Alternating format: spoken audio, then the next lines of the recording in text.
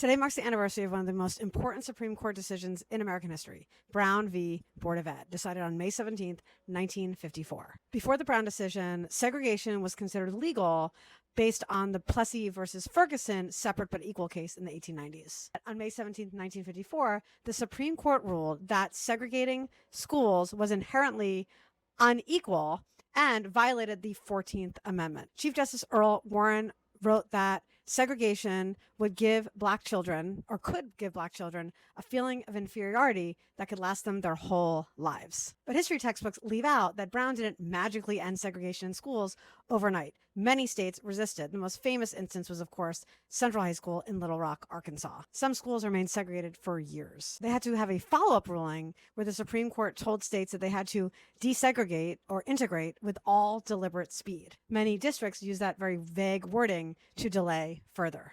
And by the way, Brown didn't happen because Americans suddenly became enlightened and anti-racist. It's because ordinary Black families, lawyers, activists, organizers, students forced the country to confront its hypocrisy. Change never happens in American history while people just sit idly by waiting for it to happen. It happens because people come together and force it to happen.